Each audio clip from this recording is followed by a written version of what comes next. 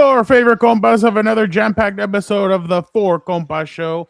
In this episode, we will get into the latest from the coaching carousel that is the NFL. There's a lot of weird stuff going on. Ron Rivera interviews for the Arizona Cardinals job. Bill Belichick does not get into the Hall of Fame on the first time around. Could there be a conspiracy theory behind this? Fernando has that one. Mike McCarthy cries at his presser. Gilberto shows up at a training facility of an NFL team. We have everything jam-packed. And you know what, Gilbert? Let's throw it back to a video that Graham made for us a year ago. Compas on the beat. Let's get it. Let's go. Yeah. So we're compas. Yeah, we are. There you go. Hey. There you go. Okay, all right. We got proof right there. Some guy that seems like he's asleep. Need you to wake up, Gilbert. There's a lot of energy. Come on, Gilbert. Let's go. Come on. Dan and Dago is at Moe's. I'll show you.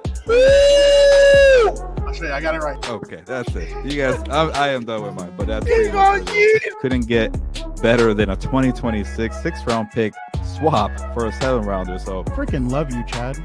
Hey, dude. Cool, man. Compas on the beat, man. Derwin James signing off, man. Watch Compas on the beat, man. Let's throw it back, Gilbert. Welcome to Compas on the Beat. I'm Fernando Ramirez. I cover the Chargers for the Sporting Tribune. With me, as always, my co-host, my tag team partner, Gilbert Manzano, covers the NFL for Sports Illustrated. What's up, bro? Got to see you today. What's up, sir? Yeah, I finally got to see you in person, and I got to see the back of his hair here. Your brother's really impressed with my hang time there. But yeah, don't worry. I'll get a little trim before Super Bowl Radio Row. And yeah, I was gonna show up without a hat. I'm like, I can't control this thing right now. So showed up and got to ask a question to Mike McDaniel. You got to ask a bunch of good questions to Mike McDaniel that's all over the internet. So shout out to you, Fernando. It's funny. Everybody kept on giving Gilbert shit. Like somebody texted Gilbert and they're like, "Hey, I'm glad you could Waze your way to the facility." And other people were like, "Gilbert, I hadn't seen that catch or that hair from you."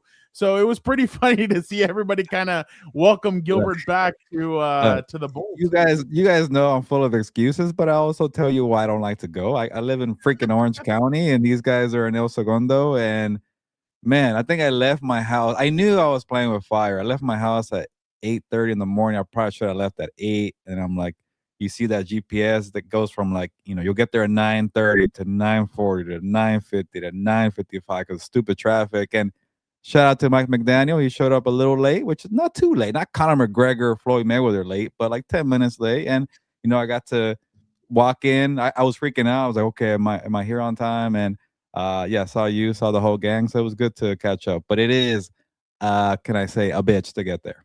Yeah, no. Gilbert, but the way back, it was great. I told some of the Chargers PR, hey, why can't you guys do this at 10 a.m.? Like 10 a.m.'s perfect. 11, Fernando, and then I avoid all the morning traffic. But I know you got to get going to San Diego, so for but I thought it would be like a 50-50 thing, like. If we're being honest, like you get on the way back or whatever, and they was smooth sailing. Like I left the facility at 11:15. Right. Yeah, 11:15. I put in gas. By 1 o'clock, I was already in Mission Valley. So I was like, this is great. I literally love 50 minutes to get home compared to almost 2 hours to get there. Yeah. So it was I'll take the getting there. It taking me almost 3 hours and me getting almost no traffic coming back. Than the other way around. But yeah, I drive to Cali 4 days a week from Vegas. Wow, Matthew, that's crazy. What? Jeez. That is nuts. 4 days a week? Man, hopefully it's not a Friday, Sunday thing. That's the worst time to be making that drive. Folks, just to let you guys know, as soon as the Four Compas is over, Dan and I will be jumping on to What's Up Bolts to break down everything from the Mike McDaniel presser. We'll get into some of the stuff that he said. Just to talk about that, I know we owe you guys. So Angel, as soon as this is over, jump over there. We'll be talking about all things Mike McDaniel. Gilbert, just obviously to get your thoughts, and then we'll bring the guys in to talk about everything else going on in the NFL. What did you make of the 45-minute Mike McDaniel press conference? Yeah, definitely.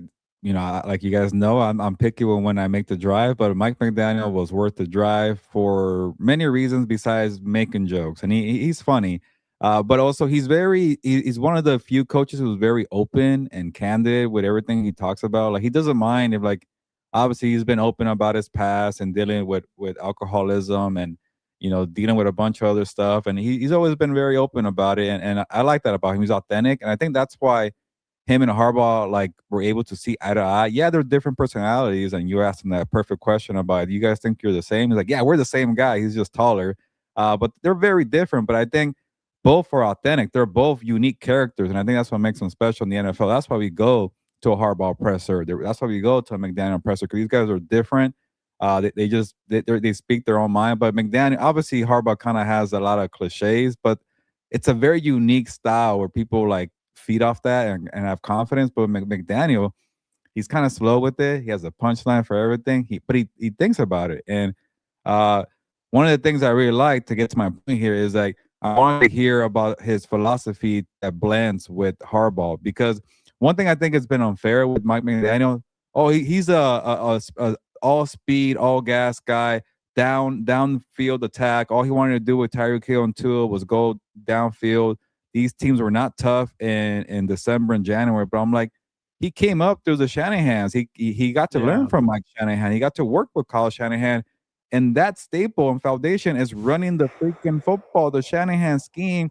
So when he got the question about, hey, what was the overlap? What was the connection? It was like, that's where I got my chops. It was the running game. And I think, honestly, people forget that the reason why Mike McDaniel went to a speedy offense, because the focal point was a prime Tyreek Hill. You're going to blend that around him to feed him, and obviously it didn't really get the job done, but it was a very successful stint for him. One of the best coaches in Miami since Dave Weinstein left in 2004, and that's a long-ass time there. So, to me, he shows he's able to blend the personnel to his players. Like I shouted out Justin Minter for that, yesterday. But having a thumper like Omarion Hampton, having hopefully healthy tackles and Alt and Slater. And then I like that McDaniel said, you know what? Yeah, we have a vision of the running the football, and that's what Harbaugh wants to do. But he's not afraid to evolve. He's not afraid to try new things. He heard that. It was like, all right, sign me up. And another thing, too, both sides here, which is a very telling sign about why they wanted to make it work. McDaniel said that, yeah, he wanted to take some interviews for head coaching positions, and obviously the Bills came about, the Browns came about, because he still has that itch to be a head coach. But he withdrew from that because he said there was a gut feeling that I got to stay here. I got to do this. He didn't even actually go to the interviews. He just didn't feel right about it, because after he thought about it, after he talked to his family, he said, I need to be here. And I think to him, look at Mike Vrabel, took 1 year off. Now he's going to the freaking Super Bowl. So what's the harm in being an OC for a year? Because I don't think he's actually been an OC, because when he was working with Shanahan, he was the OC. He wasn't calling the plays. So I think to have to figure that out, and then maybe as a head coach, that could be good for him in the long run. And the other thing, Harbaugh, shook his hand and agreed to this, knowing that this guy could leave for a head coaching job, not in a year, in a week. Like, they let this guy go and explore with the Bills and the Browns. That's how much he was like, you know what? We don't care. We're going to take our chances because you're good for us. You're good for Herbert. So to me, all around, there's not a big deal about having like maybe clashing personalities or clashing philosophies. I think these two sides really want to make it work. And that stood out to me in the presser. When he said, God, what he's like, oh, he's almost selling me on going and buying denim pants. I started laughing. I'm like, that's pretty good. But yeah, he quick. Just came like, off, how about Caprice? Oh, I know, dude. I was about to ask him, were you a good test taker when you were in school? And he was going to go, why do you ask that? Well, is that why you didn't want to interview for the Browns job? Because you said, screw that shit. I don't want to take a test. Because, I mean, I was going to. I was really thinking about it, but then I was like, no, never mind. I've already gotten them for 4 questions. You're feeling yourself. Yeah, I was like, at the end of it, I was going to ask him that, but then I was like, no, because then it's him having to take a shot at by the way, I did kind of sneak a peek, and I don't think Jim liked my question about the offensive line where I asked him about, hey, the offensive line's been the thing here where it sucked. Like Herbert's taking a beating, this, that. And I saw Jim with his goggle eyes look at me, and I was like, oh shit, like I'm gonna see a red dot right here, and he's gonna take me out for that one. Hey, but by the way, I didn't know that transition lenses was an old people thing. Mike McDaniel said that Harbaugh was trying to get him to wear some, and he was like, "No, I'm not 50 yet." I was like, "Oh, damn, okay." I thought they look kind of cool. They go from regular glasses to sunglasses. Oh, dude, I thought that was hilarious. But yeah, it's just, and you can tell. And Dan was kind of the one. I mean, we'll get into it, but Dan was kind of like, yeah, he kind of took a shot at Greg Roman once or twice there when he talked about we need to simplify things for Justin. We need to not give him as much stuff as he's gotten in the past. And then what happens a couple hours later, and we'll talk about it right now. Joe Lombardi gets fired, former offensive coordinator of the LA Chargers. So we'll get into all that right now, but I just wanted to get Gilbert's thoughts on that because obviously, Gilbert, I value your opinion. We were both there. I wanted to see what your thoughts were. I'll give my thoughts on what's up, both. So I don't want to ruin that for Dan. But definitely, I wasn't surprised, but it was funny that his daughter sat right in front of you, and she kept on like looking at you. She would look at Chris, she'd look at me, and he tells her after, "You behaved really well in this press conference." I was like, "Yeah, I was kind of waiting for Steph Curry's daughter moment, like where she ran up and kind of talking to the mic or something. I was kind of waiting for something like that, Riley, but nothing happened. So I was like, oh, okay. Like I was kind of waiting for that moment. And then the funniest part is, guys, I'm sure you guys have all seen pictures of the Bolt. Well, the Chargers had a camera guy waiting right there, walking down the stairs, and we're like, oh, okay. So everybody turns around.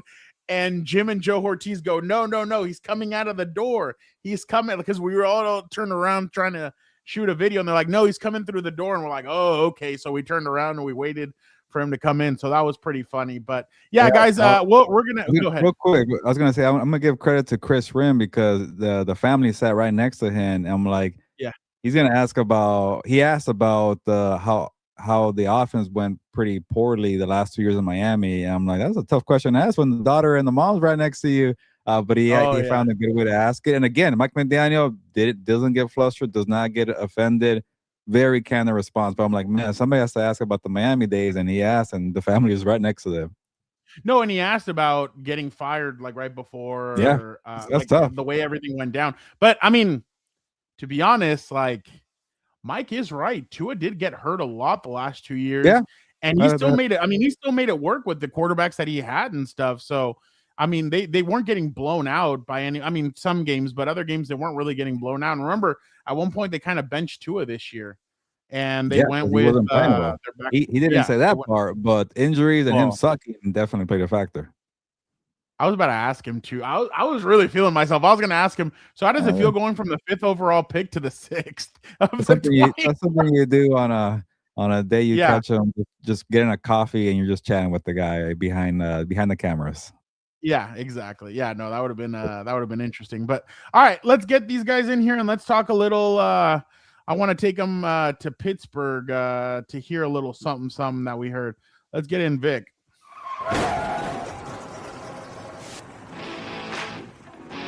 Vic, are you there? I'm here.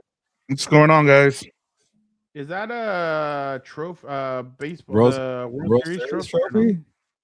Where? The shirt? On your shirt. On your shirt. Oh no, the shirt. No, it's just a Nike. Oh, it looks like it, right? That's the first thing I thought. I'm like, do you have like a Dodgers World Series trophy? No, no, I'm not going that. Like, I don't have that kind of money. I'm not spending that kind of money. You can't buy them twice, back to back. Well, that's what Dan was saying the other day. He's like, if the Chargers made it to the Super Bowl, I think I would go to that store and I'd probably drop a G. And I was like, Derek, 1K or whatever, $1,000. And I'm like, damn. I'm like, all right. But yeah, a lot of interesting stuff going. We might have to start with the biggest news of the last hour. But all right, let's get in an individual who's excited about the OC of the Chargers, an individual who was not here. Oh, no, he was here last week.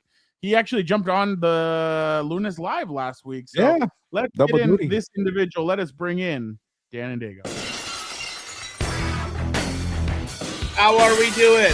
I'm unmuted, right? Everybody can hear me?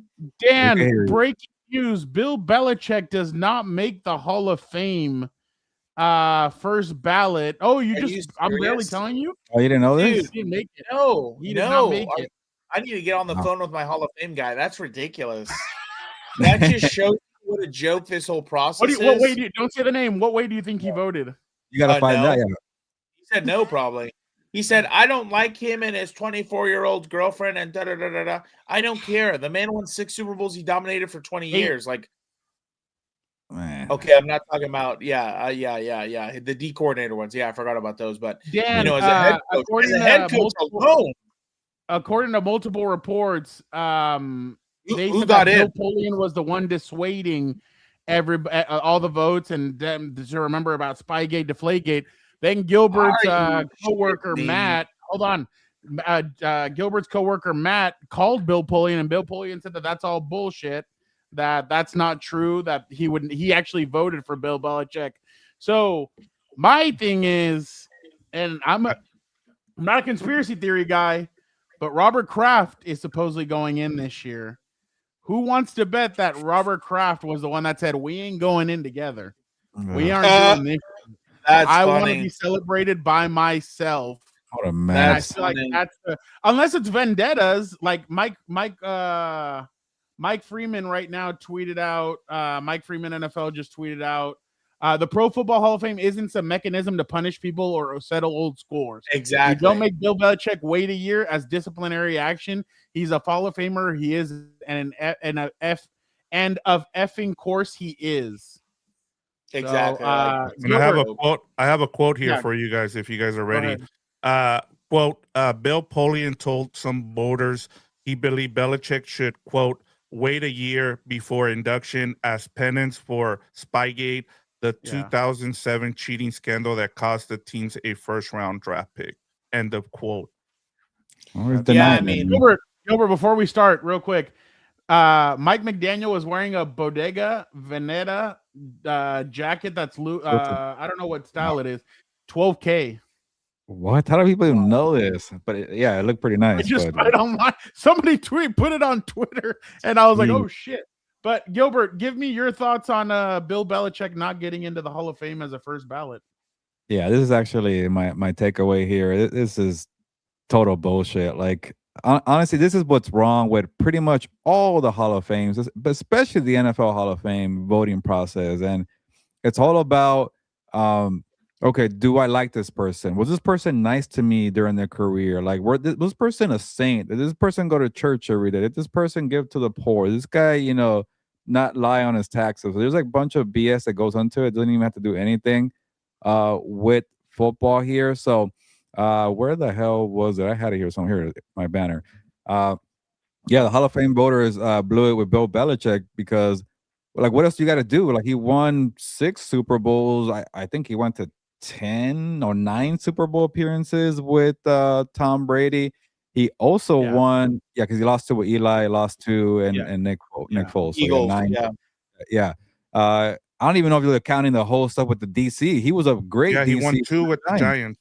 Yeah, so like, is this everything we're factoring? Or like, that's the dumb part too. Like, we're gonna factor in everything he did with the Patriots, even if you remove the stuff with the Browns and the Giants. Like, all you care about is what he did after, like with his girlfriend. Is that stuff that's really bothering you right now? The stuff that he did at UNC, is that really a freaking issue right now? Like, who gives a shit? Like, I get it. It's a mess. He looks dumb. He looks bad.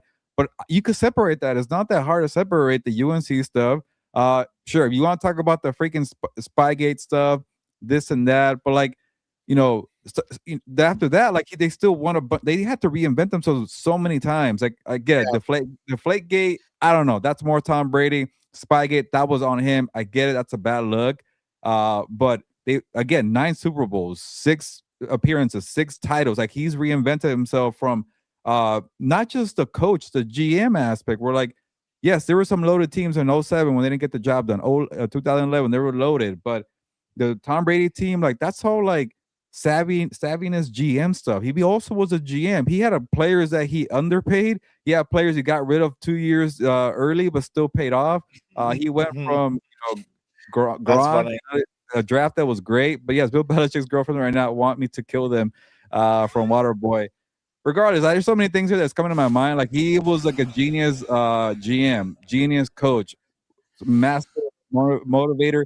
He even called out Tom Brady, the person you probably leave alone the most at a meeting. He was just always on your ass, and he found ways to maximize it. And another point, because I know you guys all have things to chime in. My last thing here, you don't think Mike Vrabel is benefiting from what he just learned or what he learned from his career from Bill Belichick? You don't think Mike Vrabel's taking principles and foundations from what he got to learn with Bill Belichick? You don't think he's taken from what was, because that roster, yes, it was tossed upside down, it was revamped, but there's still a lot of people there who got to work with Bill Belichick. You don't think this brought everything together for Mike Vrabel to go to a Super Bowl? I get it, Mike Vrabel did the heavy lifting, but everything was in place, everything was familiar, everything was ready to go because of what everything Bill Belichick built in the last 25 years. But hey, I guess his girlfriend was annoying, and we don't want to get onto the Hall of Fame. Yeah, it's just crazy to me. Like, okay, the biggest thing that you didn't mention, also, just the last thing, because everything you said is correct. You know, everybody screen record this moment. We're on the same page. He's second to Don Shula in wins, I think, right? Don Shula is the one with the most. He's 20 games away. Like, what are we even talking about? And no offense to anybody, but I'm sure if you look in the Hall of Fame, there's plenty of women beaters and things like that, you know, they still got in. We're not going to hold those legal. Allegedly, we're not going to hold those legal things. OJ's in there. Yeah, you know what? And so's Brett Favre, and he, you know, sent. There you go. Yeah, allegedly OJ is. Wow, OJ I like is that in from there. Dan. Yeah, OJ is in there. Brett Favre's Yeah. in there. Like, what are we even talking Allegedly. about? This was I'm after saying he murdered allegedly. people, but yeah. Yeah, Allegedly. but still, I mean, they could have pulled him No, out. before. but they You mean didn't. before? They could have pulled him out. Good point. They could have pulled him He was out. in the Hall of Fame before he did all that. But that's why, again, when these leagues try and, you know, give me moral lectures, I'm like, please just be quiet, dude. I don't even want to hear it.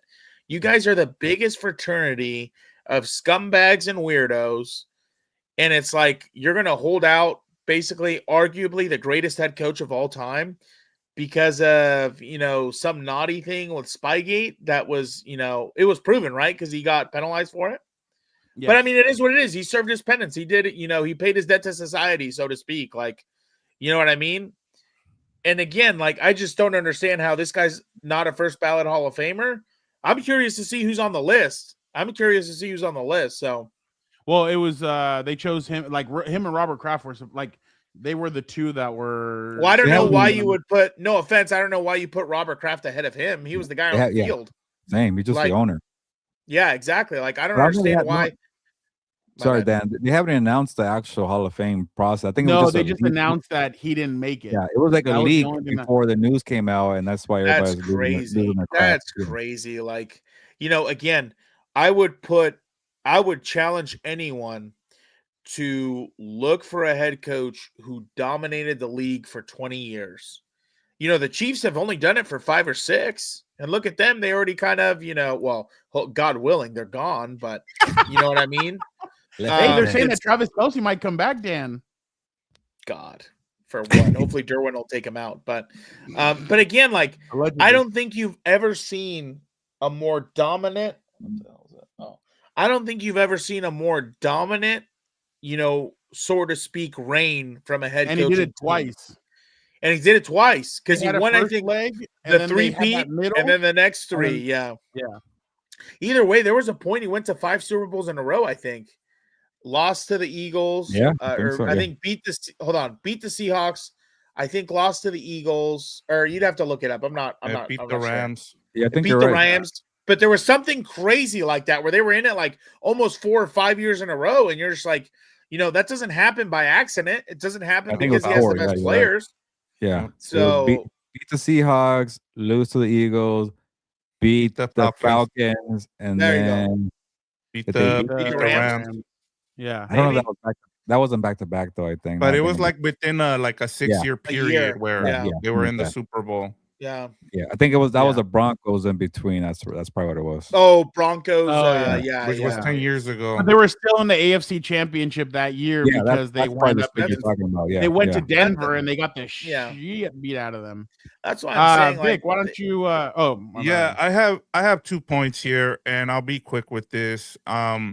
The first one is Robert Kraft. I have a big issue with owners being in the Hall of Fame. What is the purpose of the owners being in the Hall of Fame? Like, what did Robert Kraft do? Like he's not in the Hall of Fame if it isn't for Bill Belichick. Like he doesn't have all this success without Bill Belichick and Tom Brady. The fact that he's in before Bill Belichick and Tom Brady, to me, just looks bad. It just looks bad on every level. I just don't understand that. The other thing too with Bill Belichick, like, and we kind of talked about it last year with the DC for the Chiefs. Like Bill Belichick should be in the Hall of Fame just as a defensive coordinator alone, and what he did with the Giants, and what he did in terms of what he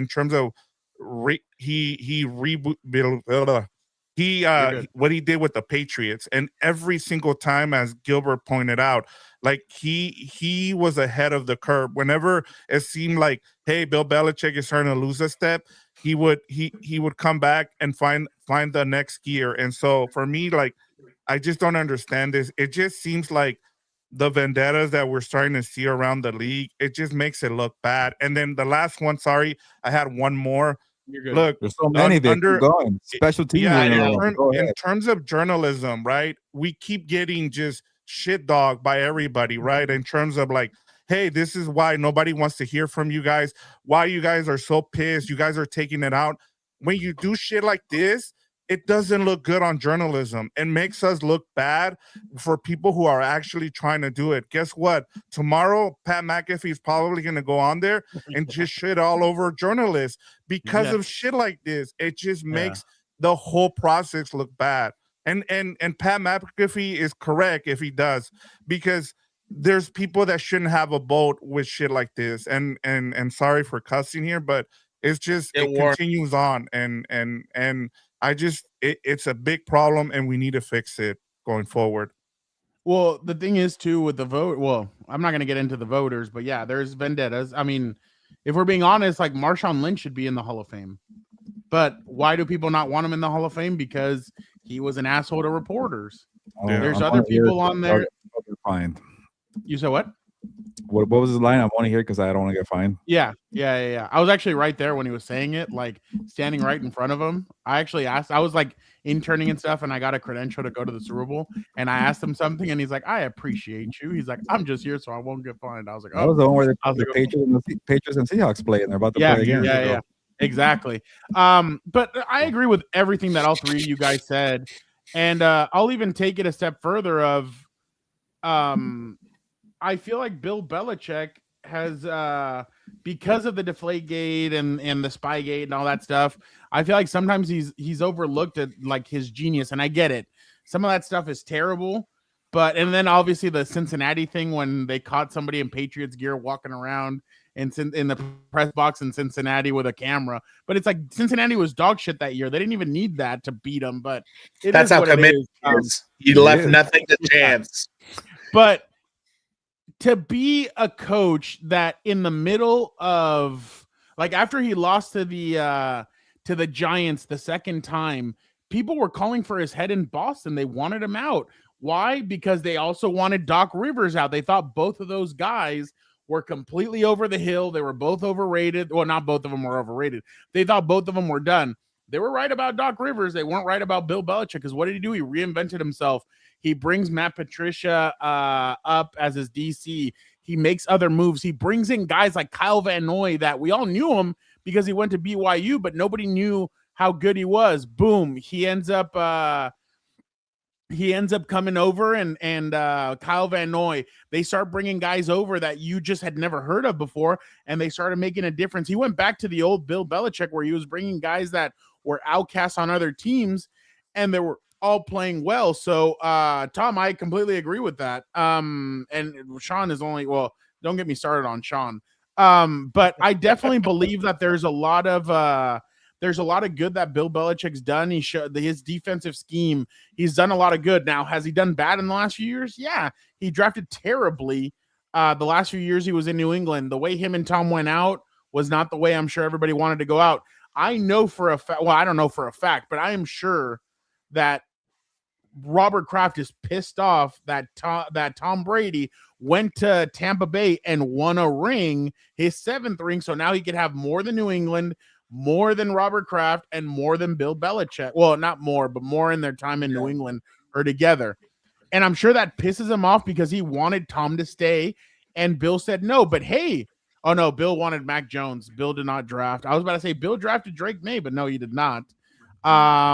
But still, I feel like Bill, no matter what you've thought of him the last few years, it doesn't take away the greatness that he had for years and years.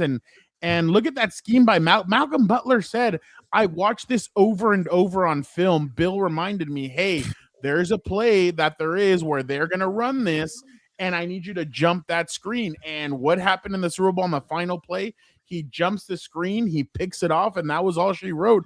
Russell Wilson should be in higher regard, but he's not because he got that ball picked off and it was it wasn't a touchdown. So to me, this is ridiculous. I do believe that Bill Belichick deserves to be a first ballot, but again, I don't know if I would go at the journalist more as I really feel like Robert Kraft had something to do with this. Like those guys, especially when people get older, they hold a grudge a lot longer than anybody. I mean, we've seen the shit that Arthur Blank, that Jerry Jones, that even Robert Kraft had pulled out of their hats now that they're older. So I'm sure he's pissed off and he's like, screw Bill Belichick. Let me go screw with him one final time. But again, and remember, he put a hand in there for the Atlanta Falcons not to hire Bill Belichick. There's also that a couple years back. So I'm just put him in the old folks home with all the masseuses so he gets out of the way, dude. Okay. Like allegedly,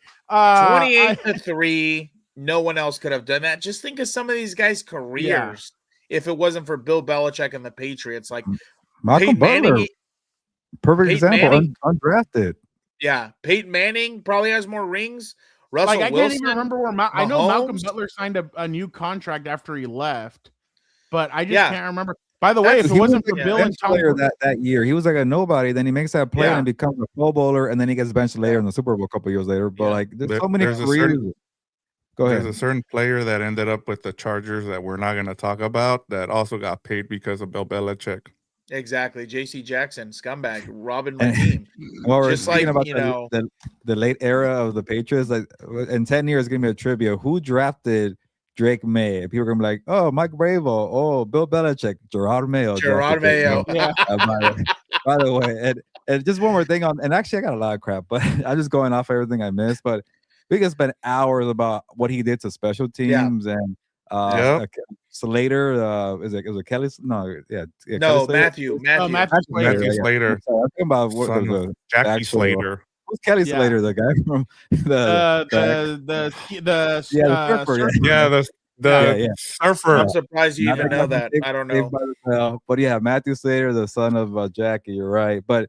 Dude, I could hear the guy talk about special teams and just all the little small details that he just pays attention to and he found the advantages. But going back to conspiracy theories, Fernando, I think it is the reporters. I think they probably leaked it this early because they don't want to take attention from the actual Hall of Fame, announcement next week. They probably knew how heated it was. And here's the thing, and shout out to my colleague Matt Verderam to get that Bill Polian quote there.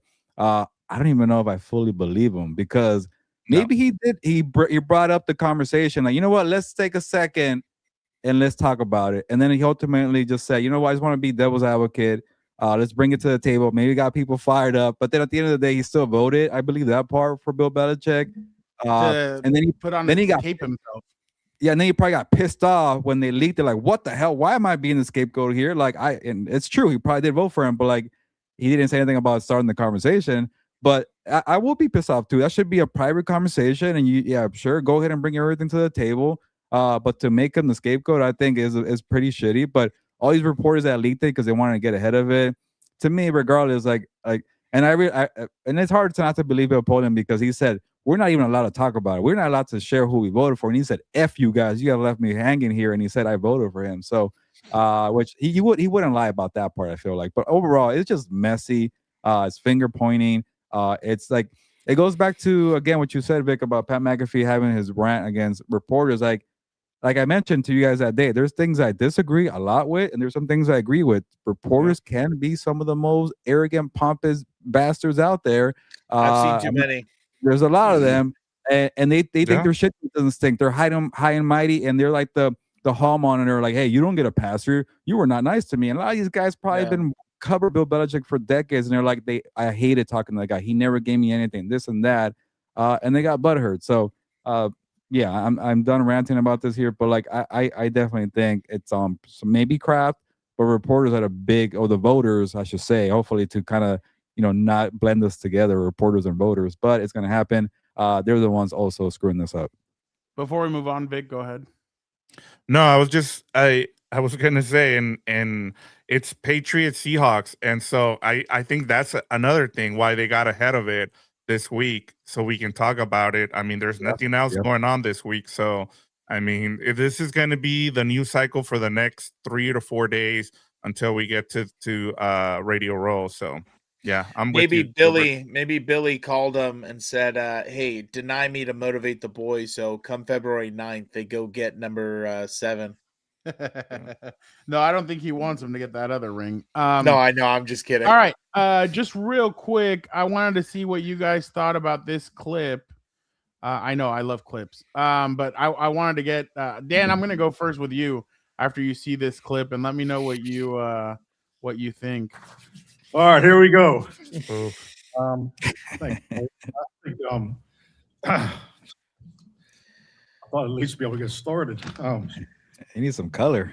Oftentimes, coaches and players, he needs those. You put on new team colors, and it takes a minute to feel comfortable in those new colors. But to be blessed beyond any measure, one day to put on the colors you wore since you brought home. I apologize. Right, I told you not to sit my family down here in front. This is so unfair. Looks like you come got home from Botox. Mercy Hospital. I do want to thank Art Rooney, Omar Khan, Dan Rooney, and this city, this franchise, this fan base. It's just awesome to be back here.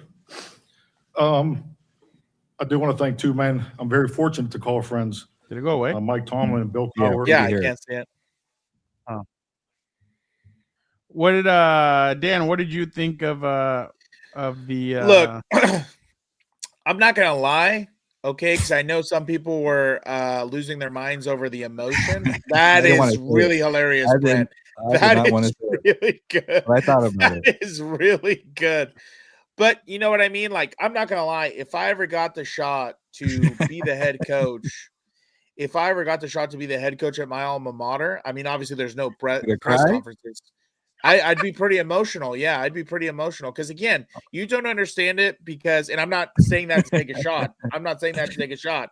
But, like, it's just like if I ever got the chance to, coach Los Angeles Chargers, even if I was just a get-me coach, like, that's something that Rooney just rule. Means more than yourself. I'll be the Rooney rule. I'll be the guy, okay? It'll be so cheap. Just pay me $100,000 and fly me out there. We'll be good.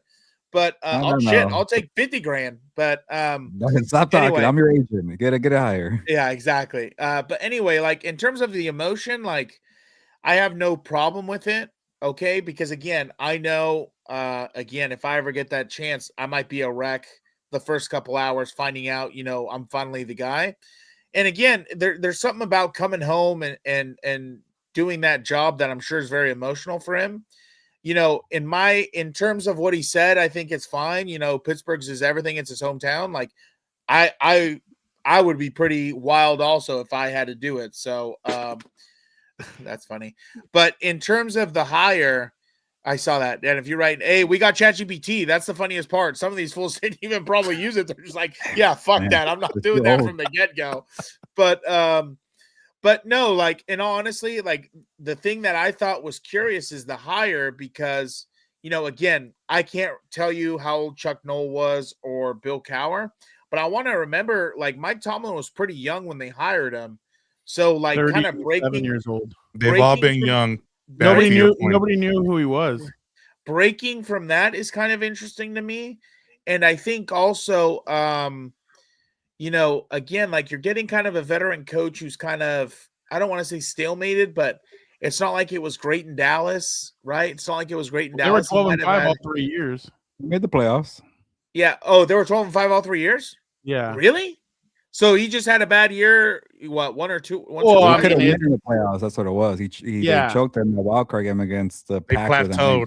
Well, there Yeah. you go. Well, there you go. So it's Yeah, kind of like Dan to was me, right when he said plateau. it's kind of Hilberto said that, but or Vic or Oh, sorry. whoever. I didn't say plateau, but it's kind of like to me You a look great, though. similar thank you. It looks to me like a similar thing.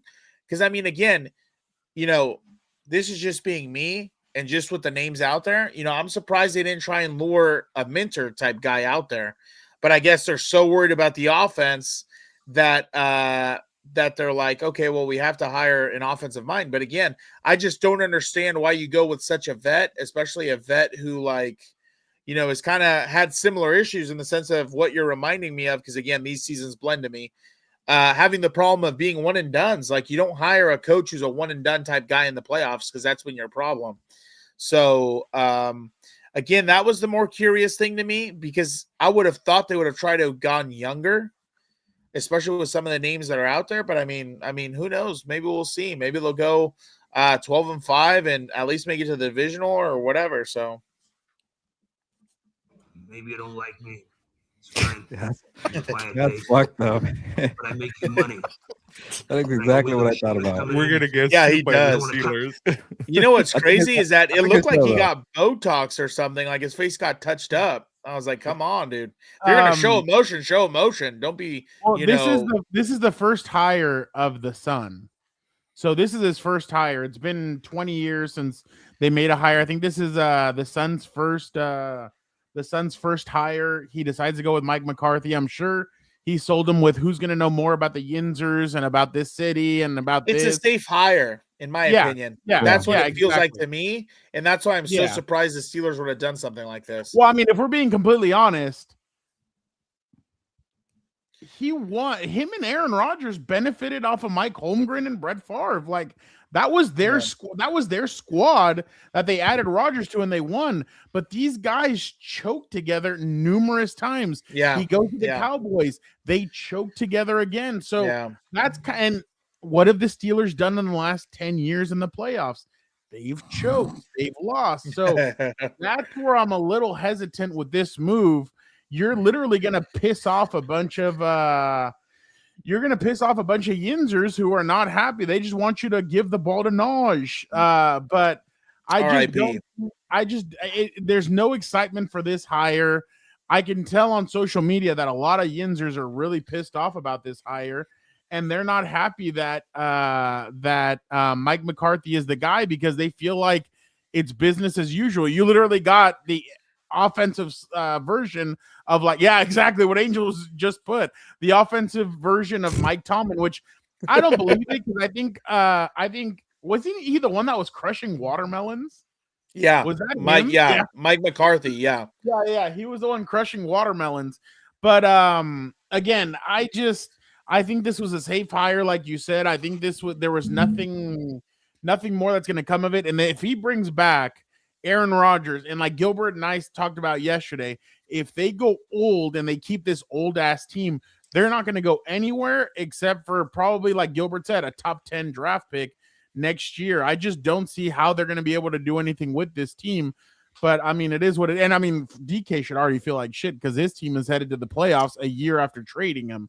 So he got paid. Yeah, and you know what? That's probably what he cares about the most. But yeah. Vic, anything on Mike McCarthy? You guys were a bit positive there. I'm just gonna light fire on this because how do you go from the thing with the Steelers was that you appreciated was the fact that they always hire young guys, right? They were always innovative. They went in, they hired guys that you knew you were gonna have there for 20 years. You had a chance, as you mentioned, to go get Jesse Minter or Chris Shula, guys out there. Yeah. And then you just say, nope, we're just going to hire the old guy here. And did you guys know that Mike McCarthy is not right now the third oldest head coach in the league behind Harbaugh and Andy Reid? You just Jim. he's or the John, third older one. Well, two Harbaughs, no? Both Because Harbaughs? one No, 163, John Harbaugh. 162. Yeah, John Harbaugh and or Andy who's Reid. older, Jim or John? John's the older brother. 163. Yeah, so and it's 162. John. It's John John, and Tim Andy are 2 Reid, years and apart. then Mike Which, McCarthy. by the way, did you guys already talk about all the stuff coming out of the John Harbaugh with the Giants about who answers to who and all this other stuff? Or Oh no, we'll I get assume you guys into that already- in a second. But go ahead. Yeah. Okay. Yeah, and I just to me, I just don't understand. This is very uncharacteristic of the Steelers, and I don't know who it was that one of you mentioned that this could be a Pete Carroll, and Brett Gardner is saying it. Like that's where I'm at. Like this could be like if you're the Steelers, it could be a Pete Carroll thing where Well, that could now be a you're good thing, just Vic. They gotta stop Yeah. being in the cycle. They suck and the bottom falls out and Yeah. then fire him. That could be a good thing. Yeah, Yeah. and it might be one of those things where you're back in the same point here where you're looking for another head coach this time next year, and then you're trying to go get a young guy. So, but in terms of the hire right now, I understand why Steeler fans are pissed, and they should be. Like, you deserve better. And maybe, hey, all things finally come to an end where you finally don't pick the right head coaches, and that's just the way it goes in the NFL. Where we might see the Steelers have like one of those things where it's like you hire 4 coaches in a span of 7 years or whatever it is, like the rest of the league. That would be crazy Gilbert, if that happened too, because then their whole history of having stable leadership kind of goes down the drain. Well, it doesn't go down the drain, but it would just be a turn of events. I'm kind of with Hilberto. I forgot to mention that, which again, screen record this part too, because we're on the same page. Maybe they do need to tank a little bit, try and get as much draft capital as they can. Maybe get rid of some of these older players. I know that's always tough, but maybe they do need to sink a little bit to try and reinvent themselves and regenerate. So, Yeah, the worst thing for this is my one thing I'll add, because I already talked about it yesterday. Is like if they have another mediocre season where they're like 8-9, 9-8, one and done wild card, like either this is a successful hire and boom, they're scoring like crazy, which I don't think is going to happen, or they suck ass and they get the number 1 pick, top 5 pick, and then you start all over again. Something has to happen. Either you're moving on or you're starting all over. This middle stuff has been for too long. Yeah. Well, also to your point, supposedly the next draft class is super good to go for quarterbacks. And maybe they're thinking, well, this is the guy we'll tank, and then he'll bring in his quarterback and he'll mold him into whatever he wants. Look what he did with Aaron and yada, yada. And a little, wait, did he get Jordan Love? No, right? No, that was LaFleur. No, that was. But yeah. But they'll like maybe he'll be able to do something. Off Aaron Rodgers. This is a good point. That's hilarious. They are the AFC version of the Saints. Like they just refuse to move to reset. Yeah, dude. By the way, I just saw the Saints are in the shitter again for minus 41 million. Oh yeah, the cap. They still refuse. Yeah. Yeah, but even they feel different now with what Kellen Moore did and having Tyler Shuck. Like they're starting That's why barely move. Your guy, Tyler Shuck. That's why, again, like I don't understand why these GMs survive so long. Some of these guys, like if you can't balance the books and bring in good players, but that's what I'm saying. If you can't balance the books and bring in good players, you should be fired. Like, Hey Dan, you wanna know a cool fact about the Saints GM? He was also the GM of the Pelicans at what point? Oh God, the basketball team. Yeah, what the hell are we doing here? Basketball? Who cares about the NBA? It's not like the Pelicans have been ever that good. If we're getting to the Joe Brady part, like it's gonna be a good segue. But like GMs are really, what are they really there for? Oh, to they just hired somebody? Yeah, either they kiss ass to the owner and they fix the salary cap, and then eventually you get collective minds to deal with the personnel in the draft. Like your job individually, fix the salary cap, and then kiss ass with the owner. And to me, how do you not get that right? But yeah, Brandon Beane's another story here. But yeah, it's like Gilbert said, you have to. We bring the boom. That's what we do. We bring the boom. Fucking kidding me? You put that as a fucking back off of that? Can I? What you just said, Gilbert? Because it's crazy. So like I'm you guys got into the Jesse Minter hire yesterday, and then now the Joe Brady thing, and like you know how a couple of weeks ago we talked about with some of these coaches and these franchises, we talked about, like, hey, some of the mistakes that a lot of these teams made were they should have kept the genius in house, but because they let him walk away, like we've seen with Mike McDaniel and some of the other guys like Liam Cohen, they're kind of regretting that. So like the Baltimore Ravens went out and got Jesse Minter, who was in house, was another guy. They were like, well, he's available, let's go get him. And now with Joe Brady is the same thing. It's like, who would be, and I saw Greg Rosenthal make this joke, so I got to give him credit for that. Who would be the perfect hire for DC here would be Sean McDermott. Oh, that'd be funny. That would be funny. That's funny.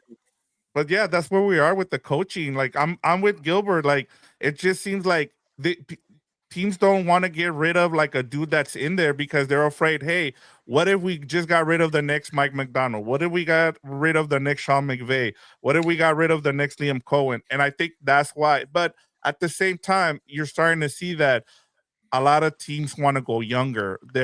And I said, like, I hate to be the ages guy, but it's a younger coaching league. And to Fernando's point yesterday, like, not everybody wants that CEO that's going to be on your ass yelling at you. They want guys that are able to kind of be player guys. Coaches. Yeah. Yeah. And so that's where we're at. And we're going to see, like, I kind of talked about it and we had a discussion a couple of weeks ago too, where it just feels like the CEO is going to get the CEO coach. It is just not going to be one thing and that we're going to see going forward. And, if you're a CEO head coach, you're rooting for Mike Vrabel in the Super Bowl because outside of him, we haven't seen anybody else lately kind of do well with it. So they're all getting fired or they're just getting let go. Yeah, like, it goes back to the same thing. The job of a head coach to me, besides, I guess some of the McVays and the Reeds of the world, but like that's the job of a head coach, to be the master motivator and run the team. Yeah, I saw that. I'm not even going to acknowledge it. You have to motivate and run the team. Like that's why I'm honestly opposed head coaches calling plays, just because, in my opinion. Okay. Go!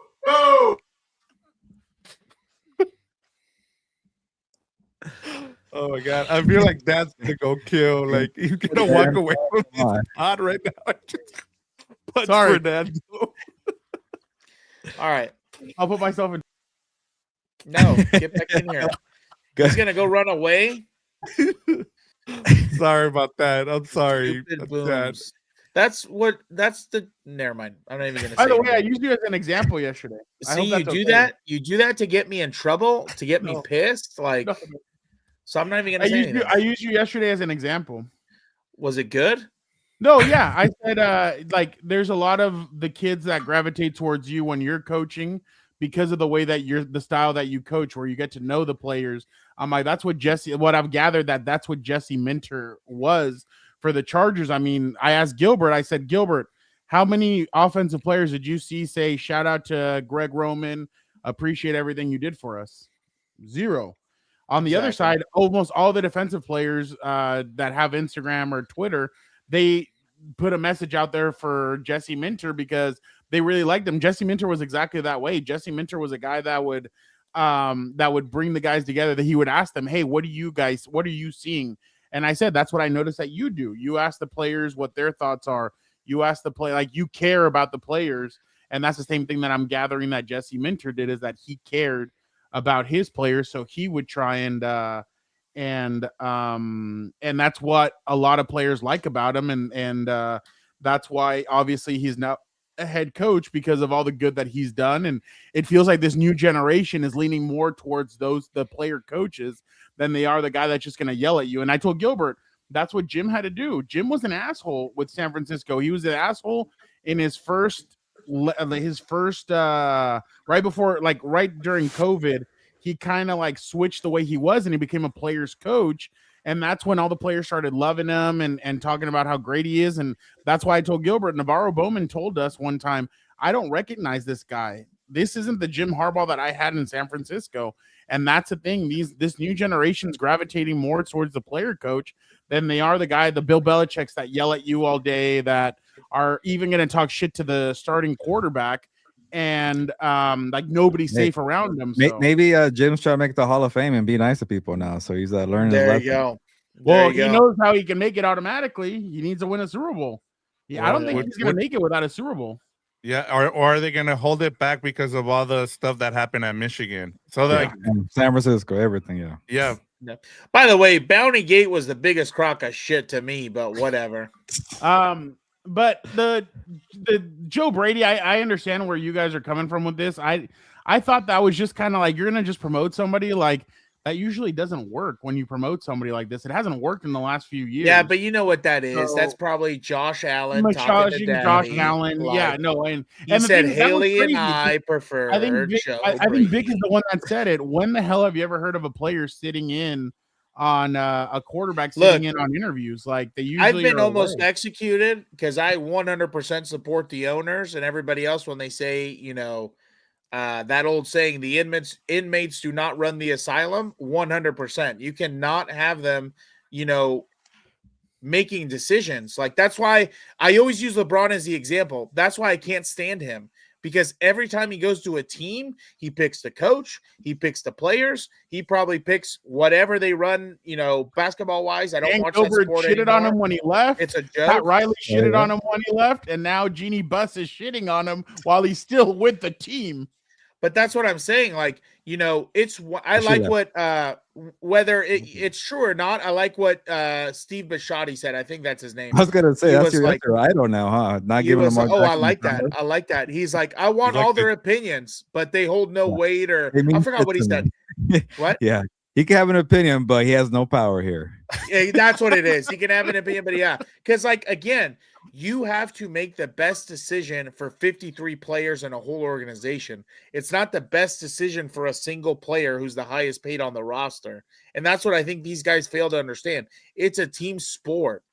You know what I mean? Like, that's why it's so frustrating sometimes with some of the, I'm against player empowerment, just FYI. I'll say that again. But if you're coached by Dan, you heard it here. You'll have an opinion. Doesn't mean I'm gonna give a shit. So 100%. All right, the way we run things on Compas is Gilbert doesn't listen to our opinions. He has all the power. I'll try to ignore you right now, Vic, because I wanted to give Dan a congrats on his basketball victory that I heard about. 22-21. Oh yeah, thank you. Yeah, that's what I do. I coach basketball now. Apparently, that's what I do. So I try. Coaching. Exactly. I do. One of our Wait buddies till I start goes, coaching soccer. One of our buddies goes, I'm waiting for him to be like, block him, like stick your hands in there and just block him. And I started laughing. What was funny is so a kid was on the floor with the ball in his hands. I thought I was calling timeout, and I told the ref, I called timeout. What the hell? I thought it's like the NBA. He just starts laughing. He's like, or no, sorry, he didn't laugh because they all have, suits. No, stick up their ass. Well, I didn't want to say that, but yeah, they have to stick up their ass. They're not funny. But he was like, both players had possession, and mind you, this is the guy on the other side. So how he's telling me both have possession, I have no idea. I was like, he's like, and even in the NBA, you can't call a timeout, whatever. I'm like, oh, fuck this sport. What do I care? Like, it's ridiculous. I was gonna say, I don't think you could do that. I was pissed. I was like, dude, I called timeout. Like, what? Then I only get 2 timeouts the whole game or whatever. Like, I don't know. What is it in college basketball? It goes to like turns of possession. I hate that's what it is. Yeah. Possession. Yeah, I hate that. The NBA is the only one that does a jump ball. Get me back to football. I love football. All right, let us go with our. Let me get my 2 cents real quick on Brady, because this is the one I least like. This is why I will not be nice, because with McCarthy, I can see like a good point. Like if you crap out and you get the wrong pick, cool. But this one, what's the incentive here? What's the benefit? Like, one, you lose all the head coaching experience that you have from McDermott to a guy who's never been a head coach in the NFL, who also has to call the play. Hopefully he's not calling the plays. That'll be great. That'll be a good sign. So you have to go through the growing pains of somebody learning how to call decisions in the fourth quarter. You're trying to go to the Super Bowl. It's going to be tight games, situational football. What does he know about that? We have no clue. He's just only coach offensive. football for the last, I don't know, 10 years plus. And then the other part too is like, where is the creativity? Where is the new ideas, the fresh ideas they're supposed to get you over the hump? This guy's been in the building for the last 3 or 4 years. Where's the difference? So to me, I can't find anything good here. It just felt like, yeah, people are crying about Sean McDermott. 61,000 people signed the petition to get McDermott back. Somehow they're making me feel like McDermott should come back. They're ruining it. They're ruining this whole process. That's how badly they are. The Pagulas and Brandon Bean. Now you're trying to, kiss ass to the quarterback. Maybe that's a new thing, Victor. It's not the CEO. It's the who kiss ass the most here to get points with ownership. Like there's nothing here that's really feels like there's a win-win. Unless there's something I'm missing. Obviously, I'm not in the building that Brady's gonna be able to do it, but he was part of the failure. He was the reason why they couldn't move over the hump. Like he orchestrated a great offense for James Cook to be the rushing title champion. Sure, but how many times did we just watch Josh Allen say, F it, I'm going to do the whole work here? Where's the coaching? Where's the coaching that makes his life easier? Where's the coaching that says, all right, Allen, don't put on the cape. We're going to help you out. You don't have to throw 2 interceptions in the divisional round. So he was part of that failure. So you don't have the experience to coach big games. And also, you're not bringing the fresh ideas. Unless you're hiring an OC who could help you out, then I'll start liking it. Other than that, even that feels very small victory here for this Bills team. But yeah. Angel says it's Keon Coleman's fault, Gilberto. Yeah, him too. Throw that guy under the bus too. I don't know how Keon Coleman's stats are better than everybody else except for what's his name? Neighbors who got hurt. I mean, Josh Palmer, and the other dude stole money. Like he had 0 touchdowns. That was a terrible signing. I could have told them that. They should have flown me out there to be their Rooney Rule guy, and I would have told them in person. Yep. Yeah. Zach Rosenblatt. Zach Rosenblatt just tweeted out the Jets reached out to John Gruden about the idea of joining Aaron Glenn's staff. According to multiple sources, John Gruden was not interested in the job. Yeah, of good course for not. him. That's a dumpster fire. I wish he would go coach hopefully we see him next week.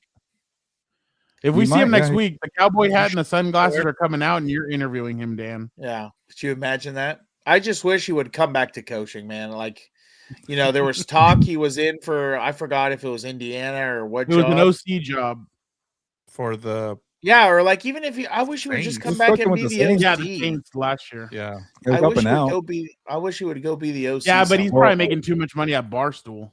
Yeah, but I mean, he already did that. He already did that though with ESPN, and he came out. Yeah. So, Dan, if you talk to him, can you ask him? Are you still using an email? Or are you able to? Just not say no, I'm gonna ask him.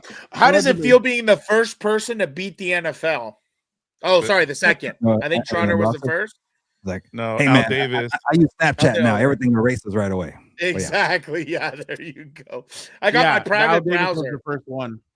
Oh, there you Davis go. was the first one. How does it feel to be the third person to beat give the our NFL? our week takeaways? Vic, mine wasn't. My bad. I forgot to tell you this. That was mine. Like it just like that. Like a run for his money.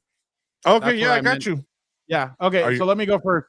I'm just gonna be quick. Darnold is gonna give Foles a run for his money for greatest backup or greatest story told by a guy who isn't valued in the NFL, just because if Sam Darnold completes this and he doesn't throw a pick in that game, then everybody's going to talk about him getting thrown to the side after 14-3 with the Minnesota Vikings. They said we'd rather go with JJ McCarthy, and he got thrown to the side. He comes to the Seahawks.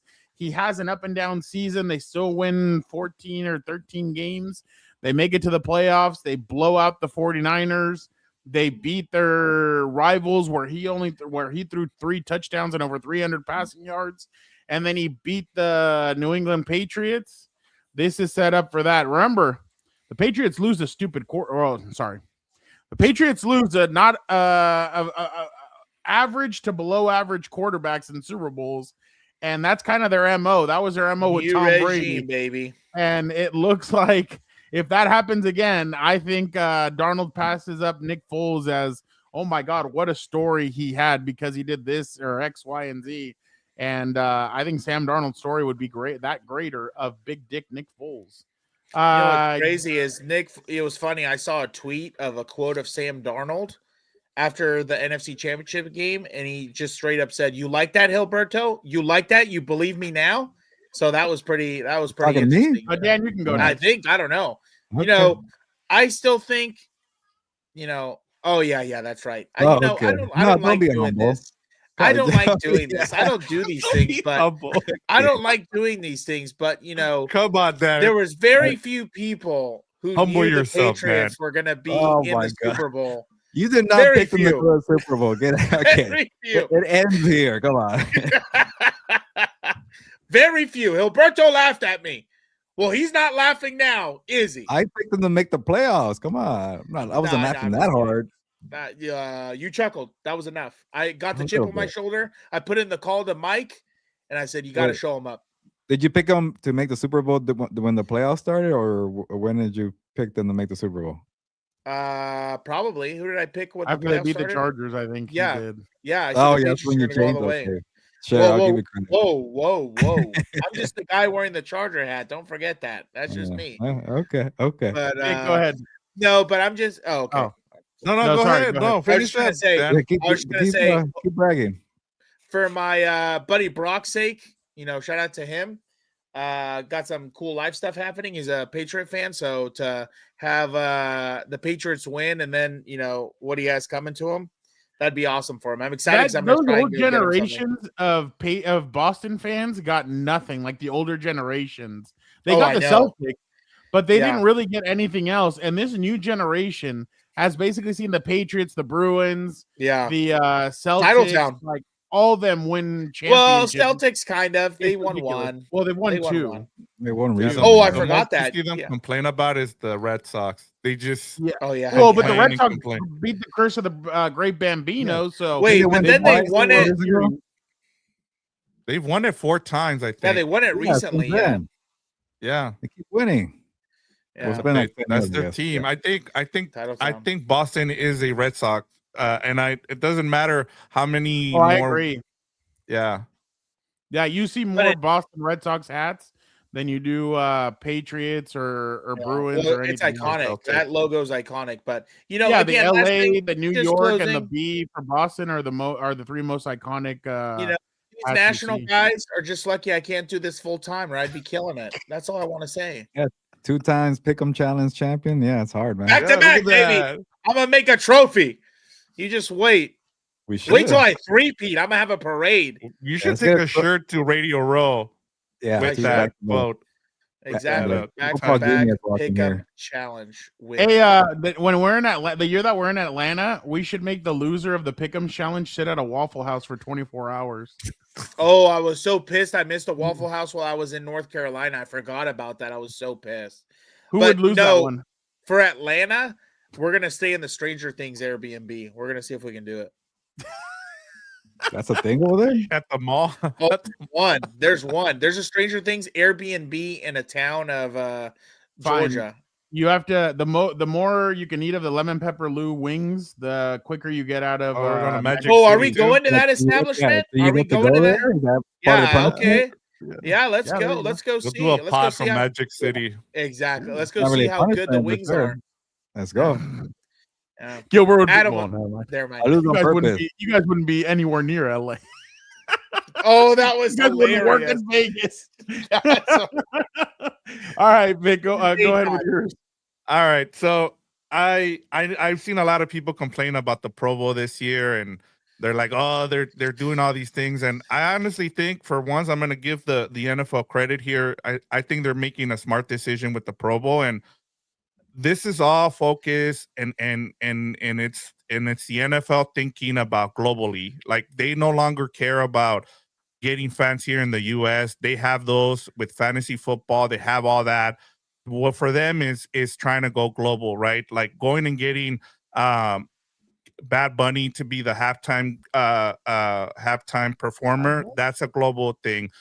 Doing the Pro Bowl with the flag football, it's them trying to be globally because that puts them in the Olympics. This is them trying to promote the 2028 Olympics here in LA for them to have flag football, for them to have a lot of these athletes from the NFL be able to make it and go to the Olympics in 2028.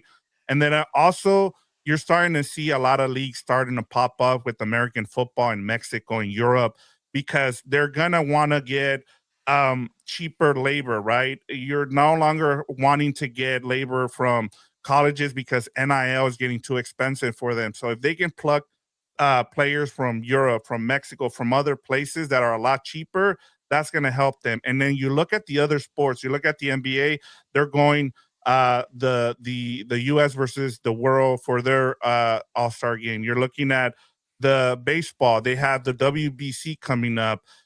You're seeing all those MLB players who are going to want to be in the Olympics in 2028 as well. And that's going to be, even if there's a strike or a lockout after this season with baseball, you're going to see a lot of those players play for their team in the baseball Olympics. And then same thing with hockey. You've seen it, right? One of the most exciting things we talked about there during the offseason was Canada versus the US. So all this is going for the NFL.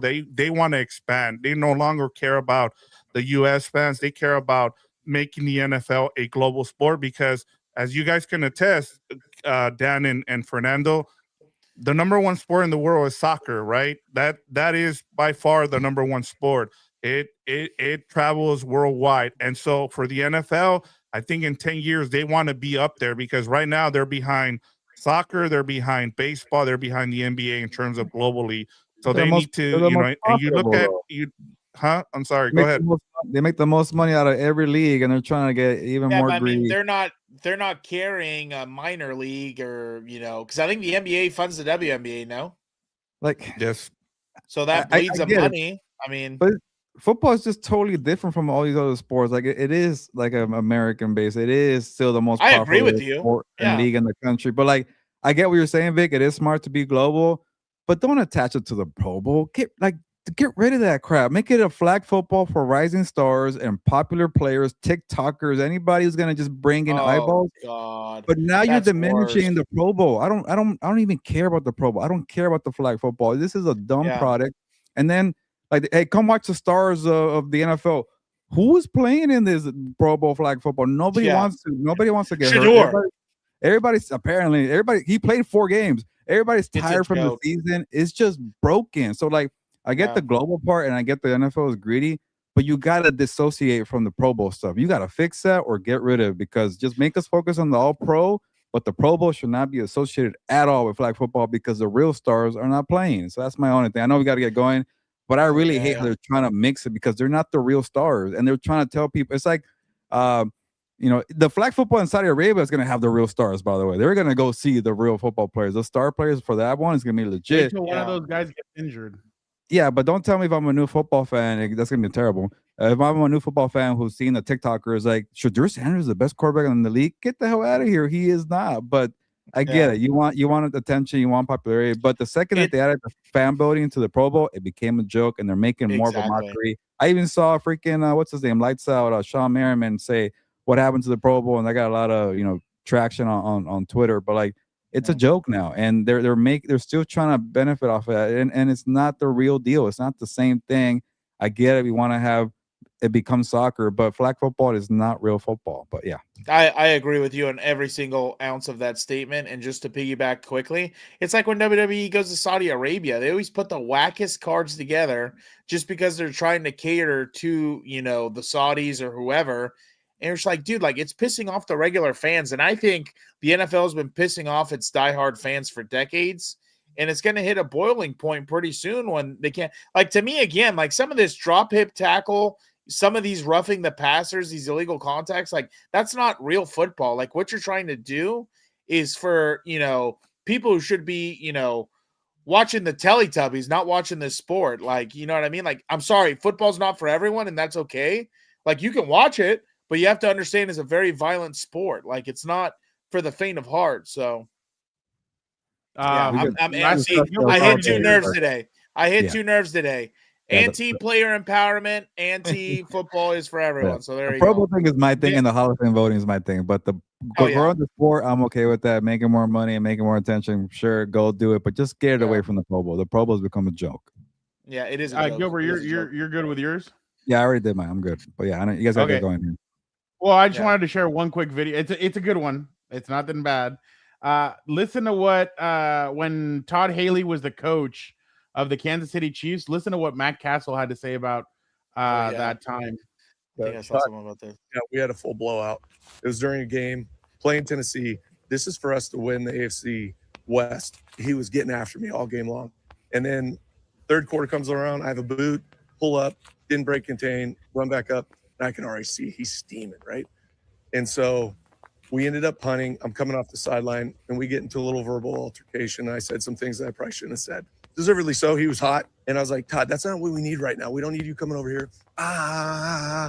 And he goes, F you, Castle, you're benched. So he won't talk to me. And he says I'm out of the game. Well, I'm like, I'm a team captain. We're in the third quarter. We're up by 10. This is to win the AFC West. I was like, and I did something I shouldn't have done. I ran back out on the field. No way, that's freaking ball. I did. And they won't give me a play in my helmet. So I call my own play. Let's go. So then they send Brody out on the field on the second play. Bro, yep. End of the game. I remember this. I walk off the sideline. I'm like, what are we doing right now? Right? I'm hot. Like back then, my testosterone levels were way higher than what it is right now. Quarter switches, Brody goes back out. First third down, throws the ball, gets tipped, interception. Now the linemen, everybody are coming up the sideline screaming. So I'm like, are we done messing around? And he says I'm still out. So do you put Matt Castle back in there? I would. I'd say, hey, Matt, get warmed up again. You're going back in. Next Was he series the comes head up. coach or the OC at the time? I forgot. He was the head He was the coach. head coach. Wow. He was the OC of the Steelers. They won't give me plays again. So now I call my first three plays. We get a first down, and all of a sudden it's, all right, Cass, let's get into 0 on, sprint 38, alert sprint 39. I was like, really now? So I finished the game. We win the AFC West on that day. He's become the leader of this football team. But it was a fractured relationship. Obviously, people are hot. I go in on a Tuesday because I called him on a Monday to try to clear the air. He got after me in that meeting. And I said, look, I understand your position. At the end of the day, I am your captain, and you can take the money. I'll apologize to you, whatever you want to do. But we need to put this to bed because we're about to go to playoffs in 2 weeks. That was probably my most intense conversation with him.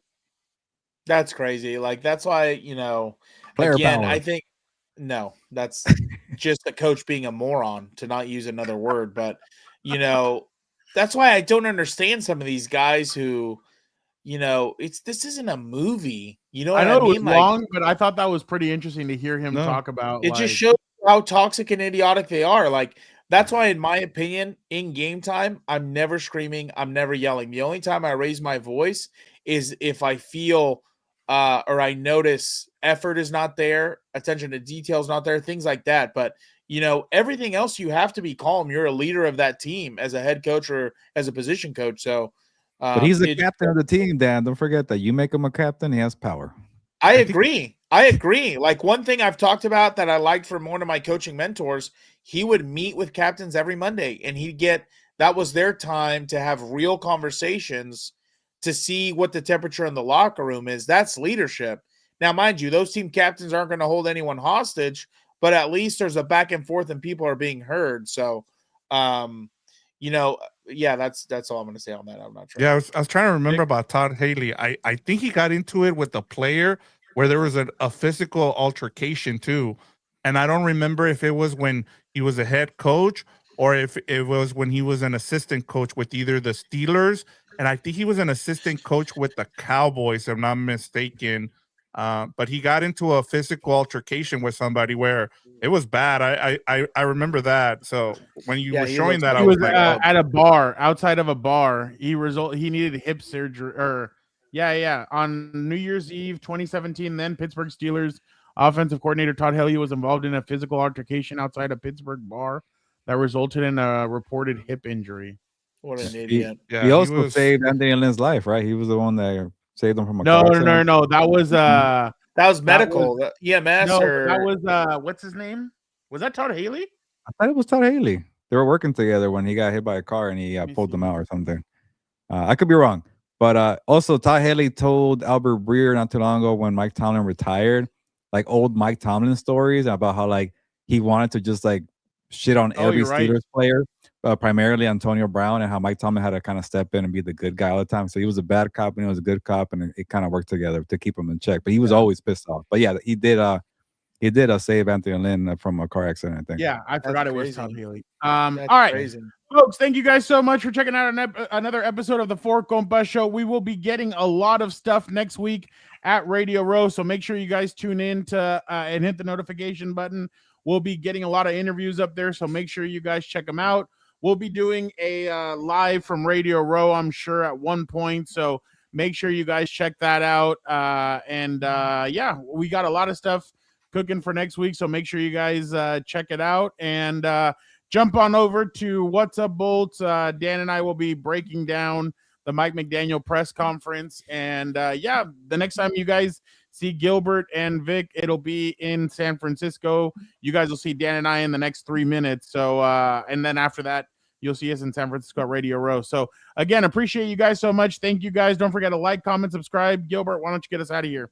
Yeah, go check out What's Up Boats. I know you guys don't get tired of the Ramirez brothers. Great insight there on What's Up Boats. I always say nice things about you guys, but time to get going here. Y nos vamos, pues. Vámonos.